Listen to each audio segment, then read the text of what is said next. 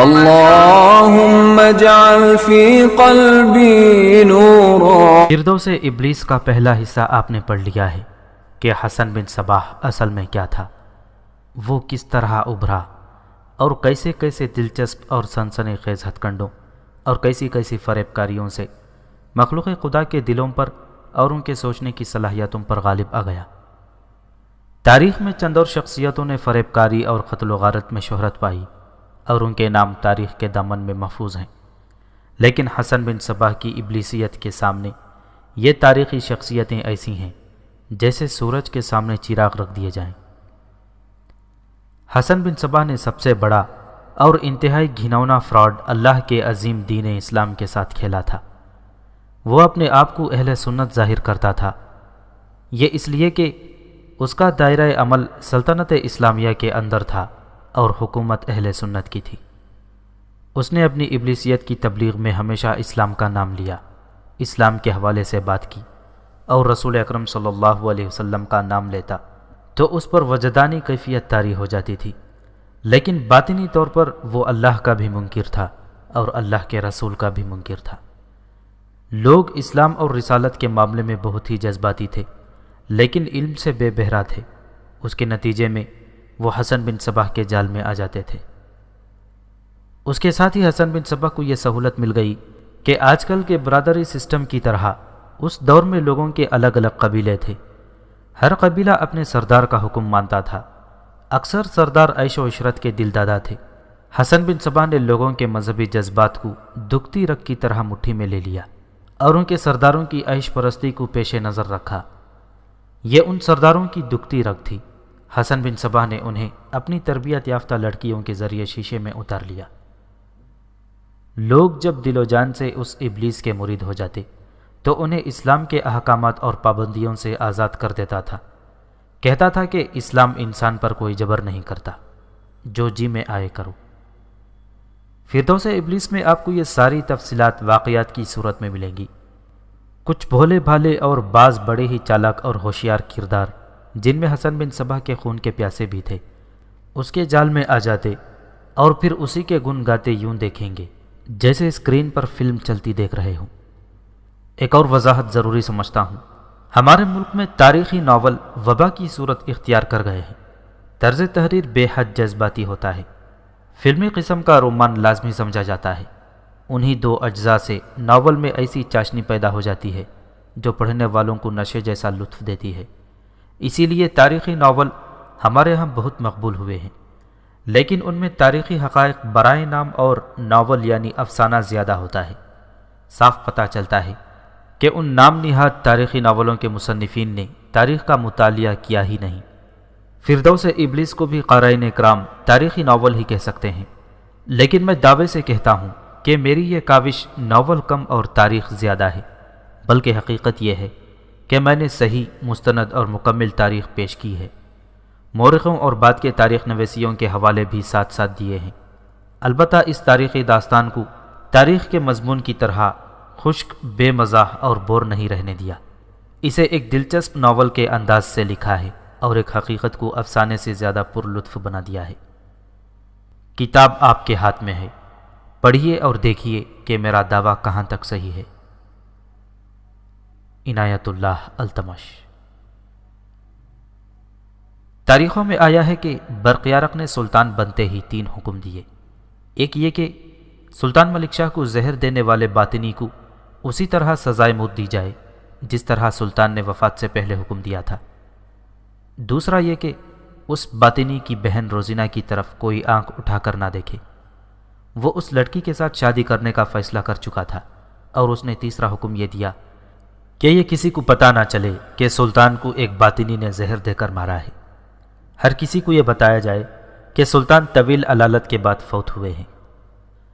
اس تیسرے حکم کی تعمیل تو کی گئی، لیکن موت کا اصل باعث پوشیدہ نہ رکھا جا سکا۔ سلطان ملک شاہ کی موت کوئی معمولی واقعہ نہ تھا، نہ وہ کوئی عام سا آدمی تھا کہ لوگ سنتے اور رسمی سا افسوس کر کے بھول جاتے۔ ملک شاہ کوئی روایتی سلطان یا بادشاہ بھی نہیں تھا کہ رعایا کو افسوس نہ ہوتا۔ لوگ یہ کہہ کر خاموش ہو جاتے کہ آج ایک مر گیا ہے تو کل دوسرا بادشاہ آ جائے گا۔ سلطان ملک شاہ کی موت تو یوں تھی جیسے سلطنت اسلامیہ کا سب سے زیادہ مضبوط ستون گر پڑا ہو۔ باطنی ابلیسیت کے طوفان کو روکنے والا یہی ایک شخص ہی تو تھا۔ یہ الگ بات تھی کہ ابھی تک وہ اس طوفان کو روک نہیں سکا تھا اور ابلیسیت پھیلتی ہی چلی جا رہی تھی، لیکن سلطان ملک شاہ نے اپنی پوری توجہ اور اپنے پورے ذرائع اور اپنی پوری جنگی طاقت اسی کے خلاف مرکوز کر رکھی تھی۔ وہ اسلام کا پاسبان تھا، اسلام کے اصل نظریے اور روح کی آبیاری کرنے والا ملک شاہ ہی تھا۔ وہ صرف اپنے خاندان کو ہی عزیز نہ تھا بلکہ رعایا کا بچہ بچہ اس کا نام احترام اور محبت سے لیتا تھا۔ وہ جب فوت ہوا تو اس کے گھر میں جو کوہرام بپا ہوا وہ جنگل کی آگ کی طرح دیکھتے ہی دیکھتے سارے شہر میں پھیل گیا۔ ایک ہجوم تھا جو اس کے گھر پر ٹوٹ پڑا تھا۔ دربان کسی کو اندر جانے سے روک نہ سکے تھے، خود دربان دھاڑے مار مار کر رو رہے تھے۔ ان سب کے سامنے اس باطنی جعلی درویش کو پکڑ کر باہر لائے اور اسے زود و کوب کیا جا رہا تھا۔ گھر کی عورتیں چیخ چلا رہی تھیں کہ اس کافر نے سلطان کو زہر دے دیا ہے۔ اس قسم کی صورتحال میں سلطان کی موت کا اصل باعث پوشیدہ نہ رکھا جا سکا۔ ایک تو سارے شہر میں برقیارق نے اعلان کروا دیا کہ سلطان ملک شاہ فوت ہو گئے ہیں، اور اس کے ساتھ ہی ہر طرف قاصد دوڑا دیے گئے کہ تمام سلطنت میں یہ اطلاع پہنچائی جائے۔ اس اعلان کے ساتھ دوسرا اعلان یہ بھی کروا دیا گیا کہ کل نماز جنازہ کے بعد تمام لوگ گھوڑ دوڑ کے میدان میں اکٹھے ہو جائیں، ایک باطنی کو سزائے موت دی جائے گی۔ اس اعلان سے قدرتی طور پر ہر کسی کے ذہن میں یہ سوال ابھرا کہ اس باطنی کو سزائے موت کیوں دی جائے گی؟ سلطان ملک شاہ کا سرکاری عملہ، گھر کے ملازمین اور دیگر شاہی خاندان سے کوئی نہ کوئی تعلق رکھنے والے افراد کچھ کم تعداد میں نہ تھے۔ جذبات کی گرما گرمی میں ہر فرد جو اس راز سے واقف تھا یہ سوال پوچھنے والوں کو صحیح جواب دیتا اور غصے کا اظہار یوں کرتا تھا کہ کل اس کافر کو کتوں سے پھڑوا دیا جائے۔ اگلے روز ظہر کی نماز کے بعد جنازہ اٹھا۔ اس وقت تک جہاں جہاں تک اطلاع پہنچ سکتی تھی وہاں وہاں سے لوگ سیلاب کی طرح امنڈ کر مرو میں آ گئے تھے۔ نماز جنازہ گھوڑ دوڑ کے میدان میں پڑھائی گئی۔ اس کے بعد سلطان ملک شاہ کو قبر میں اتارا گیا، اور جب قبر میں مٹی ڈال دی گئی تو اس باطنی کو میدان میں لایا گیا جس نے سلطان مرحوم کو زہر دیا تھا۔ اس کی سزا کے لیے گڑھا پہلے سے تیار تھا۔ اسے گڑھے میں کھڑا کر دیا گیا جو اس کے گھٹنوں سے ذرا اوپر تک گہرا تھا۔ گڑھے میں مٹی ڈال کر مٹی کو اچھی طرح کوٹ کوٹ کر دبا دیا گیا۔ اس شخص کے بازو کھول دیے گئے۔ ایک طرف سے 4 خونخوار شکاری کتے لائے گئے۔ اس شخص کے قریب لا کر کتے کھول دیے گئے۔ اس باطنی کے جسم پر کوئی بو مل دی گئی تھی جس پر کتے ٹوٹ پڑے۔ تماشائیوں کا ہجوم دور کھڑا تماشا دیکھ رہا تھا۔ اس باطنی کی چیخیں زمین و آسمان کو ہلا رہی تھیں۔ آخر اس نے بڑی ہی بلند آواز میں نعرہ لگایا، امام حسن بن صباح زندہ باد۔ یہ اس کی آخری آواز تھی۔ اس وقت تک کتے اس کی کھال ادھیڑ چکے تھے۔ تھوڑی ہی دیر میں کتوں نے اس کا ایک ایک عضو الگ کر دیا۔ اس کا سر دور جا پڑا اور پھر کتے اس کے جسم کے ٹکڑے اٹھا کر ادھر ادھر ہو گئے۔ لوگوں کو یہ نہ بتایا گیا کہ اس شخص کو یہ سزا کیوں دی گئی ہے، لیکن لوگوں میں یہ خبر پھیل گئی تھی کہ اس نے سلطان ملک شاہ کو زہر دیا ہے۔ ایسی غسیلی آوازیں اور ایسی للکار بھی سنائی دی کہ اس شخص کے خاندان کے بچے بچے کو یہاں لا کر کتوں سے پھڑوا دو۔ کوئی کہہ رہا تھا کہ اس کے گھر کو آگ لگا دو۔ یہ تو کسی کو بھی معلوم نہیں تھا کہ وہ کہاں کا رہنے والا تھا۔ اس سوال کا جواب صرف روزینہ دے سکتی تھی جو اس باطنی کی بہن تھی۔ اس وقت روزینہ سلطان کے محل کے ایک کمرے میں اکیلی بیٹھی تھی۔ اسے ابھی معلوم نہیں تھا کہ اس کی قسمت کا کیا فیصلہ ہوگا۔ سلطان ملک شاہ سپرد خاک ہو گیا۔ اس کا قاتل اپنے انجام کو پہنچ گیا اور سلطان کے گھر میں روزینہ ایک مسئلہ بن گئی۔ اس خاندان کی کوئی عورت روزینہ کو قبول نہیں کر سکتی تھی کیونکہ وہ سلطان کے قاتل کی بہن تھی۔ یہ شک بے جا نہ تھا کہ وہ بھی قتل کی اس سازش میں شریک تھی۔ سب دیکھ رہے تھے کہ اس نے سلطان کے بڑے بیٹے برقیارق کو دام محبت میں گرفتار کر لیا تھا، اور برقیارق نے اعلان کر دیا تھا کہ کوئی بھی روزینہ سے باز پرس کی جرات نہ کرے اور وہ اس لڑکی کے ساتھ شادی کرے گا۔ برقیارق نے تو اعلان کر دیا تھا، لیکن برقیارق کی ماں کے لیے یہ شادی قابل قبول نہیں تھی۔ وہ شام کے وقت کسی کو بتائے بغیر اس کمرے میں چلی گئی جہاں روزینہ اکیلی بیٹھی تھی۔ تصور میں لایا جا سکتا ہے کہ سلطان ملک شاہ مرحوم کی بیوی کس قدر غمگین اور اداس ہوگی۔ روزینہ نے اسے دیکھا تو وہ اٹھ کھڑی ہوئی۔ بیٹھ جاؤ لڑکی، سلطان مرحوم کی بیوہ نے ایک طرف بیٹھتے ہوئے کہا۔ میں تمہارے ساتھ کچھ باتیں کرنے آئی ہوں۔ تمہیں صرف میرے بیٹے نے ہی پسند نہیں کیا تھا، بلکہ مرحوم سلطان نے اور میں نے بھی تمہیں دل سے پسند کیا اور فیصلہ کر دیا تھا کہ برقیارق تمہارے ساتھ شادی کرے گا، لیکن جو ہوا وہ تمہارے سامنے ہے۔ میں کیسے برداشت کر سکتی ہوں کہ اس شخص کی بہن کو اپنی بہو بنا کر سلطان کے خاندان کی فرد بنا لوں، جس نے صرف مجھے ہی بیوہ نہیں کیا بلکہ مرحوم کی 2 اور بیویاں بھی بیوہ ہوئی ہیں، اور لوگوں سے پوچھنا کہ وہ کیوں کہہ رہے ہیں کہ سلطنت سلجوقیہ بیوہ ہو گئی ہے۔ میں تمہیں کوئی سزا سنانے نہیں آئی، میں تمہارے ساتھ ایک نیکی کرنا چاہتی ہوں۔ یہ بتاؤ کہ تمہیں کہاں جانا ہے، میں 2-4 محافظوں کے ساتھ باعزت طریقے سے تمہیں وہاں تک پہنچانے کا انتظام کر دوں گی۔ محترم خاتون، روزینہ نے غم سے بوجھل آواز میں کہا، یہ تو بات کا حادثہ ہے کہ سلطان میرے بھائی کے ہاتھوں اس دنیا سے رخصت ہو گئے، اور اس صورت میں یہی ہونا چاہیے کہ آپ سب مجھے دھتکار دیں۔ میں اس سے پہلے کی بات آپ کو سناتی ہوں۔ برقیارق نے جب مجھے کہا تھا کہ وہ میرے ساتھ شادی کرنا چاہتا ہے تو میں نے انکار کر دیا تھا، اور میں نے کہا تھا کہ میں شاہی خاندان کے قابل نہیں، ہم آپ کے مقابلے میں بہت چھوٹے لوگ ہیں۔ خاتون محترم، برقیارق نے مجھے مجبور کر دیا کہ میں اس کے ساتھ یہاں آؤں اور سلطان مرحوم اور آپ مجھے دیکھیں۔ میں نہیں آ رہی تھی، آئی اس لیے کہ میرے بھائی نے یہاں آنا تھا اور وہ مجھے اکیلا سرائے میں نہیں چھوڑنا چاہتا تھا۔ یہ تو مجھے معلوم ہی نہیں تھا کہ اس کی یعنی میرے بھائی کی نیت کیا تھی۔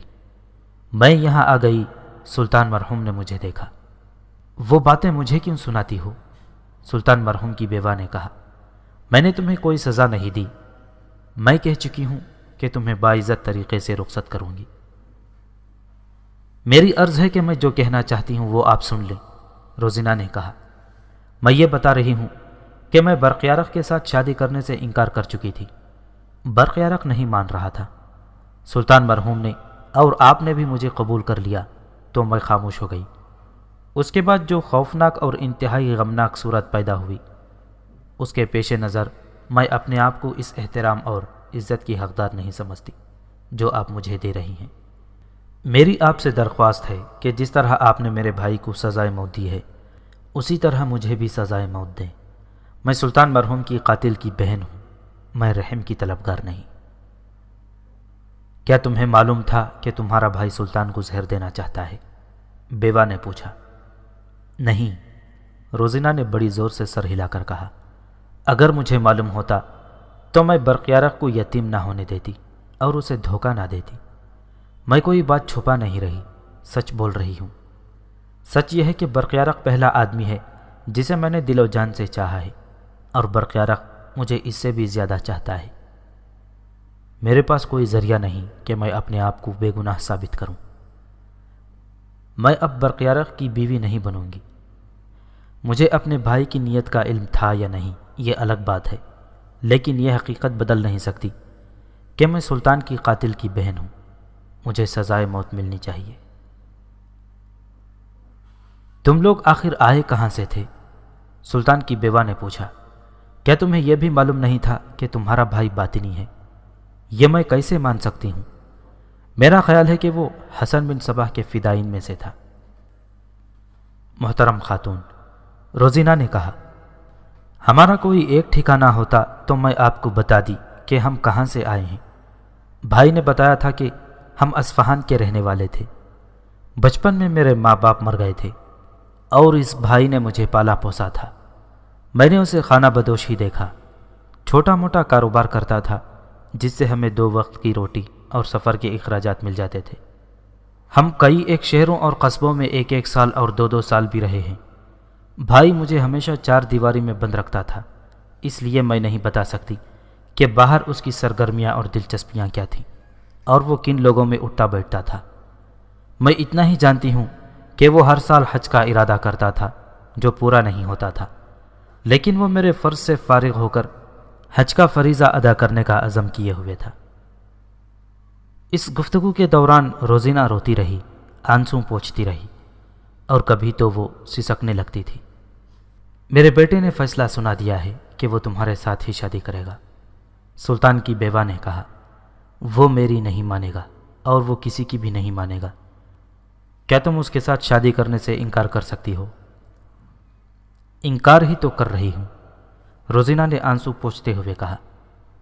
میں یہ جو کہتی ہوں کہ مجھے بھی سزائے موت دے دیں، اس کی وجہ ایک تو یہ ہے کہ میں قاتل کی بہن ہوں اور اس کے ساتھ تھی، اور دوسری وجہ یہ ہے کہ میرا کوئی ٹھکانہ نہیں، کوئی گھر اور کوئی وارث نہیں۔ میرے لیے ایک ہی پناہ ہے اور وہ قبر ہے۔ میں آپ سے عرض کرتی ہوں کہ مجھے قبر میں اتار دیں۔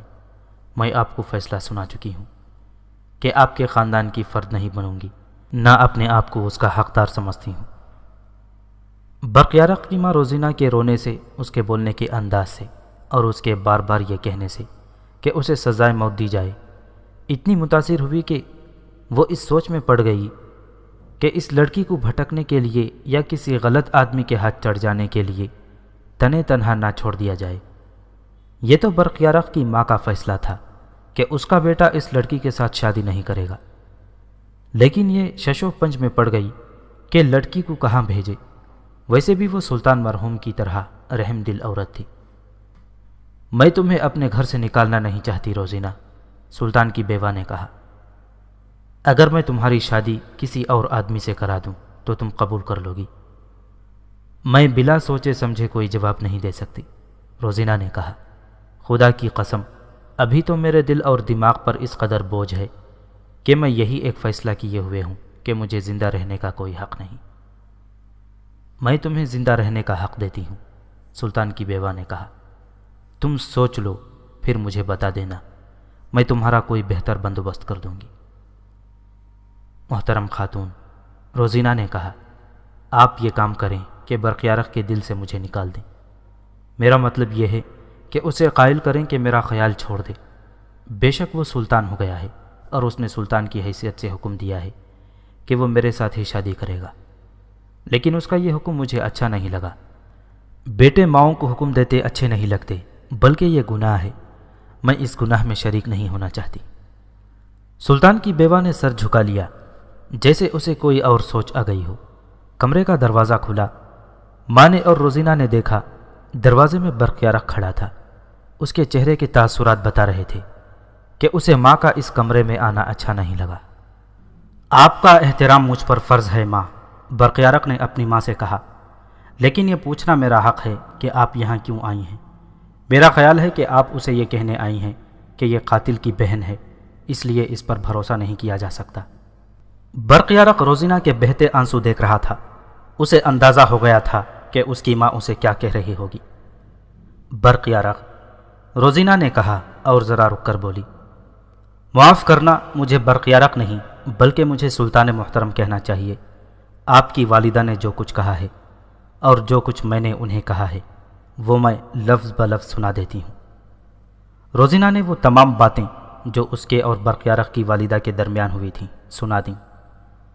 تمہیں اس فیصلے پر عمل کرنا ہوگا جو میں سنا چکا ہوں، برقیارق نے کہا۔ میں یہ نہیں کہوں گا کہ میں تمہیں حکم دے کر اپنی بیوی بناؤں گا۔ یہ میرے دل کی آواز اور میری روح کا مطالبہ ہے۔ روح کی آواز روح ہی سن سکتی ہے سلطان محترم، روزینہ نے کہا۔ میری روح مر گئی ہے۔ میرے بھائی نے سلطان کو ہی زہر نہیں دیا بلکہ میری روح کو بھی زہر دے کر مار ڈالا ہے۔ میرے ضمیر پر بڑے ہی گھناؤنے جرم کا بوجھ ہے۔ میں یہاں سے بھاگ جاؤں گی اور میں آپ سے درخواست کرتی ہوں کہ مجھے بھاگ جانے دیں۔ میرے عزیز بیٹے، برقیارق کی ماں بول پڑی، تم ابھی نوجوان ہو، میری عمر دیکھو، میں نے دنیا دیکھی ہے اور انسانوں کو پڑھا ہے۔ میں تمہیں اس شادی کی اجازت دے سکتی ہوں، لیکن آگے جو کچھ ہوگا وہ میں جانتی ہوں۔ یہ بتاؤ روزینہ، برقیارق نے پوچھا، تم نے میری ماں سے کہا ہے کہ تمہیں معلوم نہیں تھا کہ تمہارے بھائی کی باہر سرگرمیاں کیا تھیں اور وہ کن لوگوں کے ساتھ اٹھتا بیٹھتا تھا، وہ باطنی کیسے بنا؟ اس نے مرنے سے پہلے امام حسن بن صباح کا نعرہ لگایا تھا۔ اس سے یہ بھی ثابت ہوتا ہے کہ وہ حسن بن صباح کے فدائین میں سے تھا۔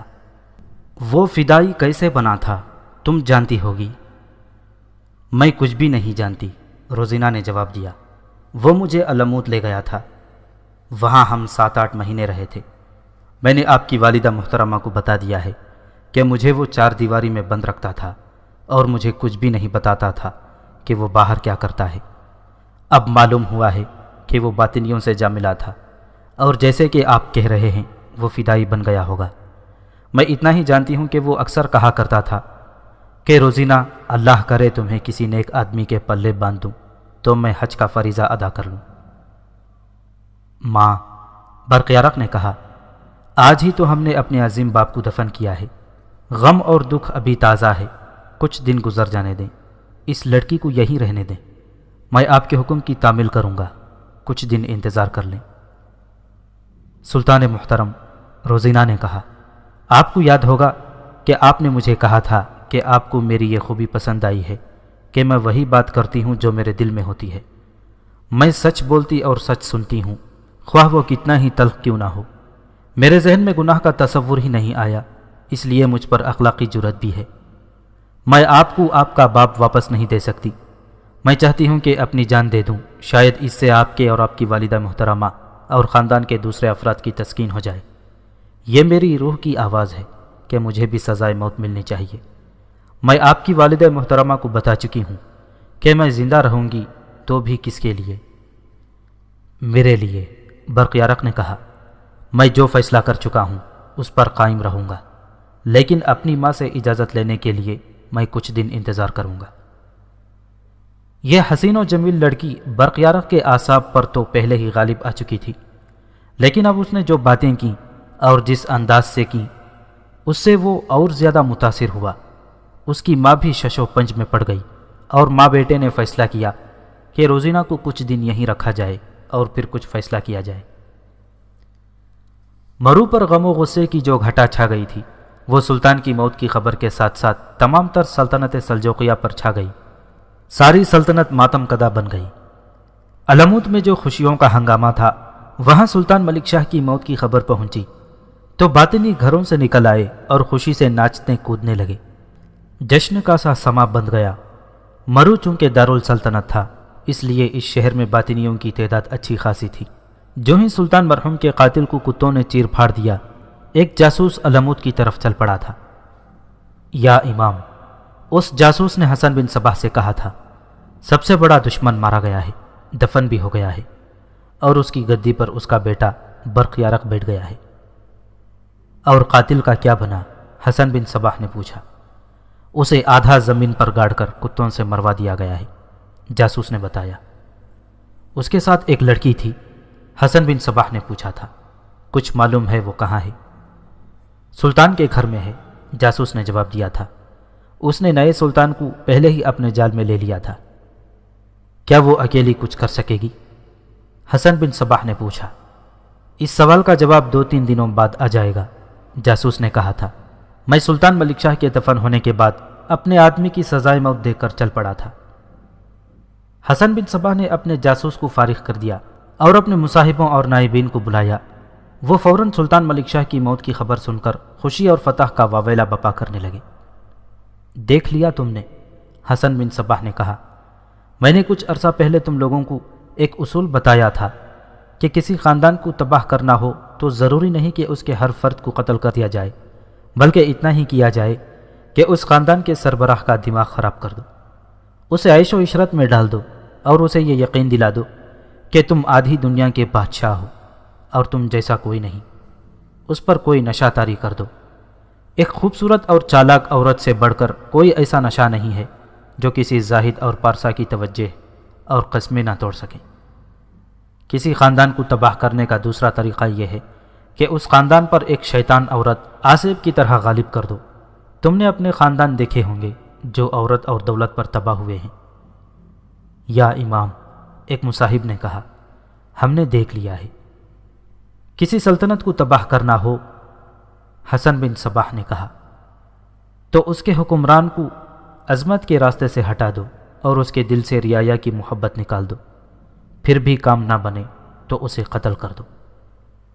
یا امام، ایک مصاحب نے پوچھا، یہ کام تو ہو گیا، اب بتائیں کہ اس سے آگے کیا کرنا ہوگا؟ یہ کام وہ لڑکی کرے گی، حسن بن صباح نے کہا۔ مجھے بتایا گیا ہے کہ وہ لڑکی بڑی تیز ہے اور اپنا کام کرنے کے لیے ہر ڈھنگ کھیل سکتی ہے۔ اس لڑکی کا انتخاب میں نے خود کیا ہے۔ اب یہ کرنا ہے کہ کوئی ایسا عقل مند آدمی مرو جائے جو روزینہ کے ساتھ رابطہ رکھے۔ مجھے کون بتا سکتا ہے کہ یہ لڑکی قابل اعتماد ہے اور جو کام اس کے سپرد کیا گیا ہے وہ کر لے گی؟ میں بتا سکتا ہوں یا امام، ایک آدمی بولا۔ اس کی تربیت میری نگرانی میں ہوئی ہے۔ مرو میں اس کے ساتھ ایک تجربے کار آدمی اور 2 بڑی خرانٹ عورتیں موجود ہیں۔ تم جانتے ہو ہم نے مرو میں کیا کرنا ہے، حسن بن صباح نے کہا۔ ہمارے اس فدائی نے وہاں زمین ہموار کر دی ہے۔ اس نے سلطنت سلجوقیہ کا سر کاٹ دیا ہے، اب اس کا باقی جسم 2 حصوں میں کاٹنا ہے۔ ہاں امام، ایک آدمی نے کہا، سلطنت سلجوقیہ کی دارالسلطنت میں خانہ جنگی کرانی ہے، یہ کام روزینہ کرا لے گی۔ ملک شاہ کا بڑا بیٹا برقیارق جوان آدمی ہے، حسن بن صباح نے کہا، اس کی ابھی شادی نہیں ہوئی ہے۔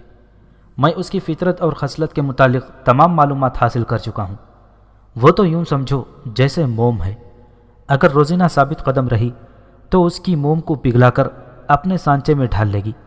روزینہ بہت ہی حسین لڑکی ہے، میں اسے ذاتی طور پر جانتا ہوں۔ یا امام، اس کے ایک مصاحب نے کہا، آپ یہ بات کیوں دہراتے ہیں؟ ایک بار آپ نے ہم سب کو بتا دیا ہے کہ ملک شاہ کے قتل کے بعد کیا کرنا ہے، یہ ہم پر چھوڑیں کہ آپ کے حکم کی تعمیل ہوتی ہے یا نہیں۔ تم اچھی طرح جانتے ہو، حسن بن صباح نے کہا، کہ میرے حکم کی تعمیل نہ ہوئی تو ان سب کا کیا انجام ہوگا جنہیں یہ حکم دیا گیا تھا۔ یہ داستان اس دور میں داخل ہو گئی تھی جو بلا شک و شبہ حسن بن صباح کا دور تھا۔ ابلیسیت نقطۂ عروج پر پہنچ گئی تھی، اس سے مرو اور رے جیسے شہر بھی محفوظ نہیں رہے تھے۔ داستان کو پہلے سنا چکا ہے کہ حسن بن صباح نے ایک جنت بنائی تھی، اس جنت میں جو داخل ہوتا تھا وہ وہاں سے نکلنا نہیں چاہتا تھا۔ اسے کچھ عرصے کے لیے وہاں سے نکال لیا جاتا تو وہ واپس اسی جنت میں جانے کو تڑپتا تھا۔ اسے کہا جاتا کہ وہ فلاں فلاں بڑی شخصیتوں کو قتل کرائے تو وہ ہمیشہ اسی جنت میں رہے گا۔ اس طرح وہ آدمی جا کر 2-3 بتائے ہوئے آدمیوں کو قتل کر دیتا اور بعد میں اسے بھی قتل کر دیا جاتا۔ اس جنت کی حقیقت اس سے کچھ مختلف تھی جو تاریخ میں بیان کی ہے۔ بیشتر مورخوں نے حسن بن صباح کی جنت کو جس طرح بیان کیا ہے اس کی تفصیل آئمہ تلبیس میں ان الفاظ میں ملتی ہے۔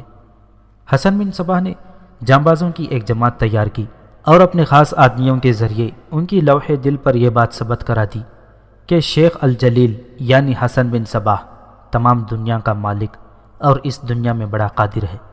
اس تعلیم و تلقین کے علاوہ اس نے ایک ایسی تدبیر کی جس کی وجہ سے اس جماعت کو جان دینے پر آمادہ کرنا بالکل چٹکی بجانے کا کام تھا۔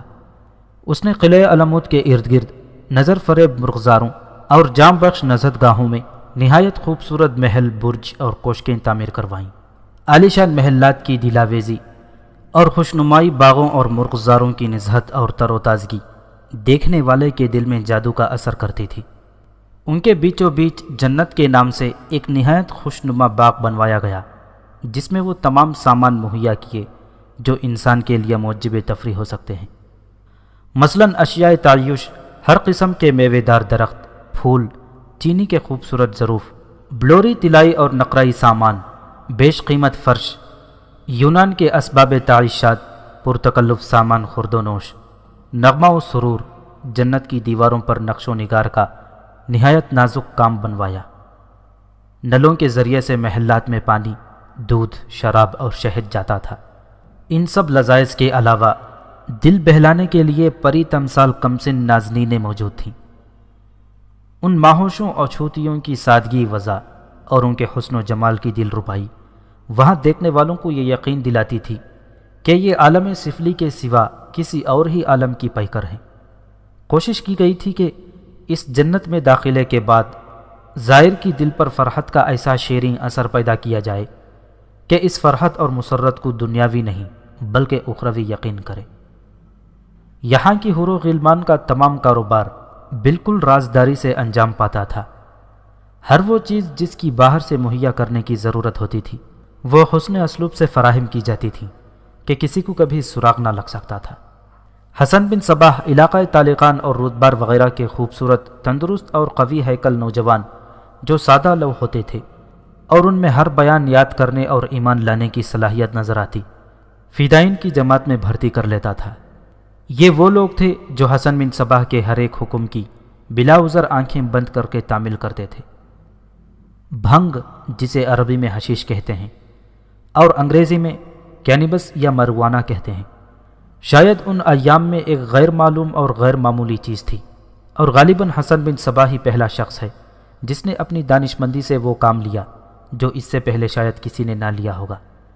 جب فدائی امیدواری کا دور ختم کر لیتا تو حسن بن صباح اسے بھنگ کے اثر سے بے ہوش کر کے جنت میں بھیجوا دیتا، جہاں وہ جام پرور روحوں کی گود میں آنکھ کھولتا اور اپنے آپ کو ایسے عالم میں پاتا جہاں کی خوشیاں اور مسرتیں شاید بڑے بڑے شاہان عالم کو بھی نصیب نہیں تھی۔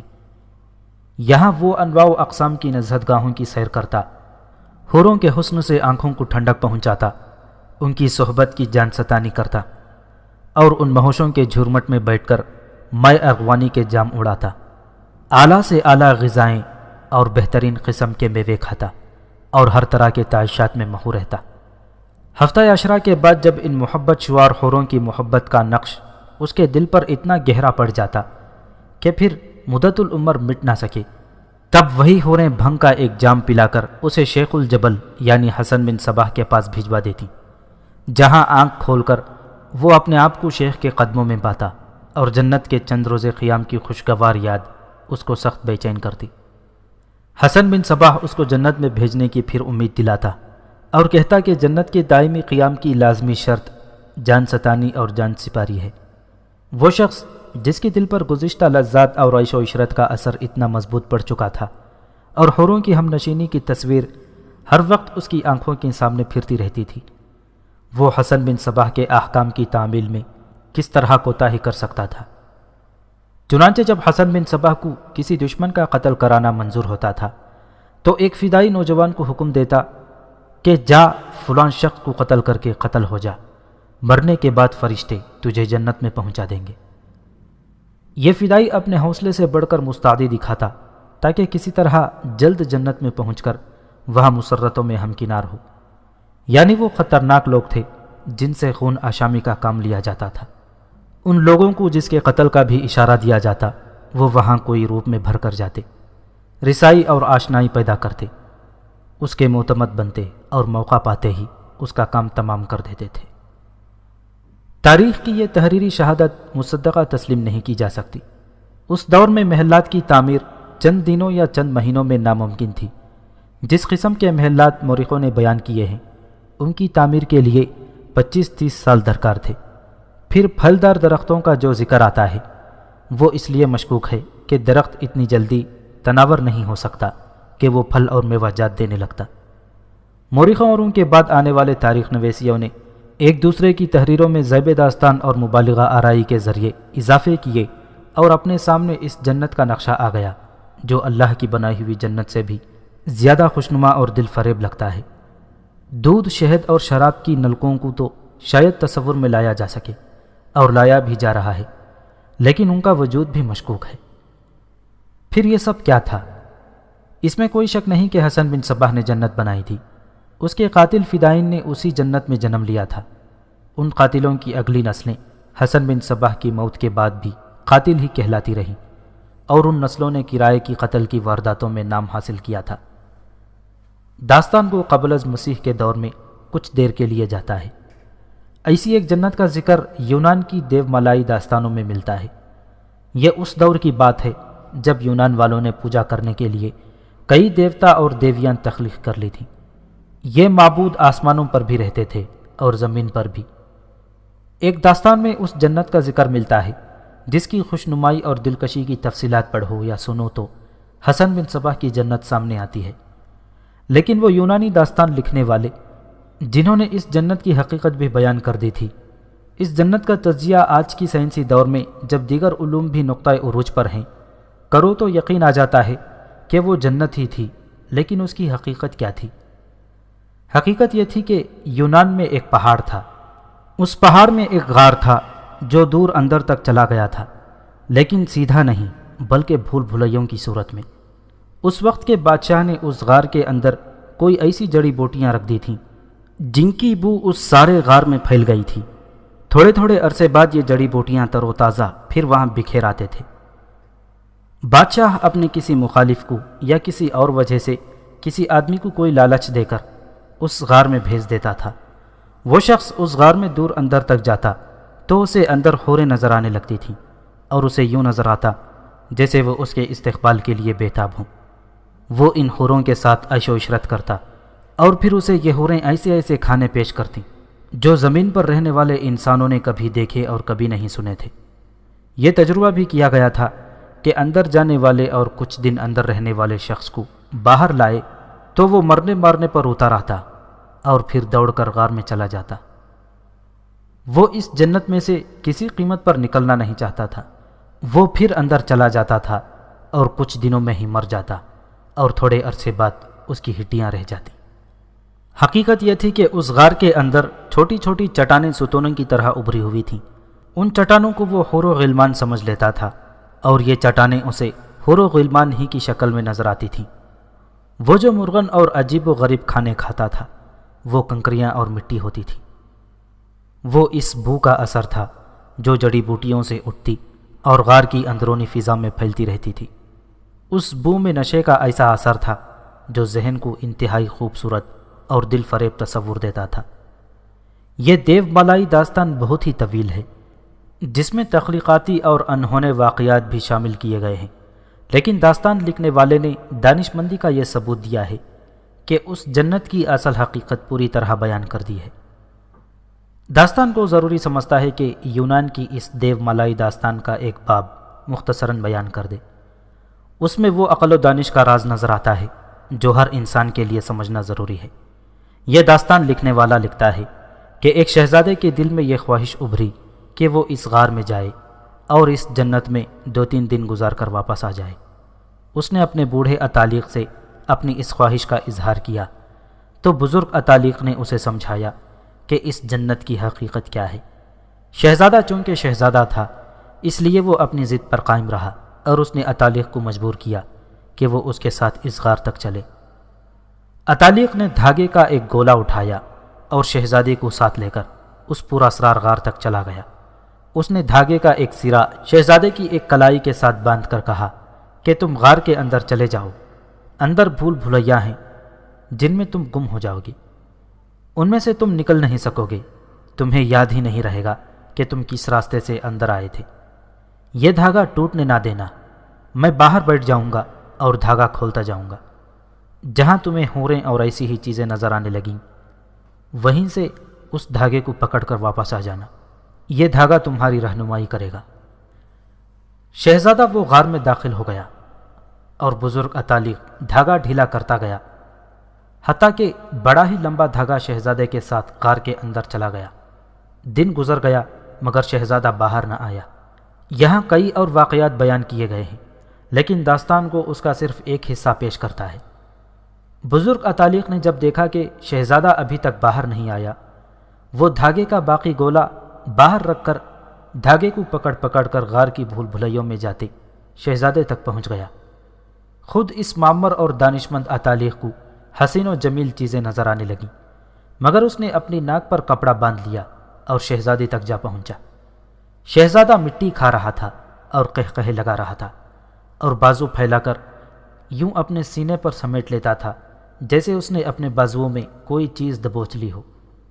اتالیق شہزادے کو گھسیٹ گھسیٹ کر باہر لایا۔ اگر دھاگا ٹوٹ جاتا تو دونوں باہر نہ نکل سکتے۔ باہر آ کر شہزادہ اپنے اتالیق سے الجھ پڑا اور پھر غار کی طرف دوڑا۔ اتالیق نے اسے پکڑ لیا لیکن اتالیق بوڑھا اور شہزادہ جوان تھا۔ شہزادے کو بے بس کرنے کے لیے اس کے سر کے پچھلے حصے پر پتھر کی ضرب لگائی۔ شہزادہ بے ہوش ہو کر گر پڑا۔ شہزادہ جب ہوش میں آیا تو اس نے فوراً اٹھ کر ادھر ادھر دیکھا لیکن اسے غار کا دہانہ کہیں بھی نظر نہیں آ رہا تھا۔ اس نے اتالیق سے پوچھا۔ اتالیق نے اسے اپنے پاس بٹھا لیا اور کہا کہ اپنے منہ میں انگلیاں ڈالو اور انگلیاں دیکھو۔ شہزادے نے اپنے منہ میں ایک انگلی پھیری تو اسے کچھ مٹی نظر آئی جو اس کی انگلی کے ساتھ لگ گئی تھی۔ اس وقت اس نے محسوس کیا کہ اس کے دانتوں کے درمیان ریت اور مٹی موجود ہے۔ اس نے تھوکا تو تھوک مٹیالے رنگ کا تھا۔ شہزادے نے اپنے دانشمند اتالیق کی طرف حیرت زدہ نگاہوں سے دیکھا۔ میرے عزیز شہزادے، اتالیق نے کہا، میں آج تمہیں ایک ایسا سبق دوں گا جو مرتے دم تک تمہیں فریب کاروں اور بے وفا لوگوں کے دھوکوں سے بچائے رکھے گا۔ اس غار کے اندر کوئی جنت نہیں، نہ کوئی حور ہے، نہ حوروں جیسے لڑکے، اور نہ ہی وہاں آسمان سے اترے ہوئے کھانے ہیں، اور نہ ہی وہاں کوئی ایسی شراب ہے جسے تم سمجھتے ہو کہ زمین پر نہیں ملتی۔ یہ جنت ہر انسان کے اپنے ذہن میں موجود ہے۔ ہر انسان زندگی کے حقائق سے بھاگ کر اپنے ذہن کی جنت میں چلا جانا چاہتا ہے، لیکن اس کے ہوش و حواس اس حد تک بیدار رہتے ہیں کہ وہ تصور کو تصور ہی سمجھتے ہیں۔ اس غار میں ایک خاص بوٹی کی بو چھوڑی گئی ہے جس کا اثر یہ ہوتا ہے کہ انسان کے ذہن سے یہ حقیقی زندگی نکل جاتی ہے، اور جو حسین تصورات انسانی ذہن نے تخلیق کیے ہوتے ہیں وہ حقیقت بن کر سامنے آ جاتے ہیں۔ یوں سمجھ لو کہ انسان کی بیداری والی حس سو جاتی ہے اور تصورات بیدار ہو جاتے ہیں۔ تمہارے پھیپھڑوں میں یہ بو گئی اور تمہارے دماغ میں قابض ہو گئی، پھر تم حقیقت سے کٹ گئے، اور تمہارے ذہن نے جو خوبصورت تصورات تخلیق کر رکھے تھے وہ باہر تمہارے سامنے حوروں اور جنت نظیر ماحول کی صورت میں سامنے آ گئے۔ انسان بڑی کمزور چیز ہے، انسان ذہن کا غلام ہوتا ہے۔ تقریبی قوتوں کا حملہ ذہن پر ہوتا ہے، انہی تقریبی اور سفلی قوتوں کو شیطان کہا گیا ہے۔ میں نے تمہاری کلائی کے ساتھ دھاگا باندھ دیا تھا اور اس کا دوسرا سرا میں نے اپنے ہاتھ میں رکھا تھا۔ غور کرو شہزادے، میں حقیقی زندگی میں بیٹھا ہوا تھا اور تم تصورات میں گم ہو گئے تھے، لیکن یہ دھاگا حقیقت اور تصور کے درمیان ایک رشتہ تھا۔ یہ دھاگا ٹوٹ جاتا تو تم ہمیشہ کے لیے حقیقی زندگی سے کٹ جاتے۔ یاد رکھو، حسین تصورات اور حقیقی زندگی کے درمیان صرف ایک کچا دھاگا حائل ہے۔ جس نے اس دھاگے کو توڑ ڈالا وہ اپنی موت خود مرا، اور جس نے اس دھاگے کو ٹوٹنے نہ دیا وہ بھٹک بھٹک کر کبھی تو واپس حقیقت میں آ ہی گیا۔ یہ ایک نشہ ہے جو کسی جابر بادشاہ پر بھی طاری ہو جائے تو وہ حسین تصوروں میں جا پڑتا ہے اور تھوڑے ہی عرصے بعد گم ہو جاتا ہے۔ بادشاہ اپنے دشمن کو قتل کروا دیتے ہیں۔ دشمن کو مارنے کا بہترین اور بڑا ہی حسین طریقہ یہ ہے جو ہمارے بادشاہ نے اختیار کیا ہے۔ دشمن کو کسی نشے میں مبتلا کر کے اس میں یہ غلط احساس پیدا کرو کہ تم ساری دنیا کے بادشاہ ہو اور اتنے خوبرو ہو کہ کسی بھی دیش کی شہزادیاں تم پر مر مٹیں گی۔ اس کی زندہ مثال تم اس غار کے اندر دیکھ آئے ہو۔ تمہارے لیے سبق یہ ہے کہ اپنے ذہن کو اپنے قابو میں رکھو، اپنے ہوش و حواس کو اپنے ذہن کے حوالے کبھی نہ کرو، اور بچو اس نشے سے جو نیک و بد کا احساس ہی مٹا دے۔ لیکن انسان کی فطرت اتنی کمزور ہے کہ وہ لذت اور تعیش کو فوراً قبول کر لیتی ہے، اور انسان کا حلیہ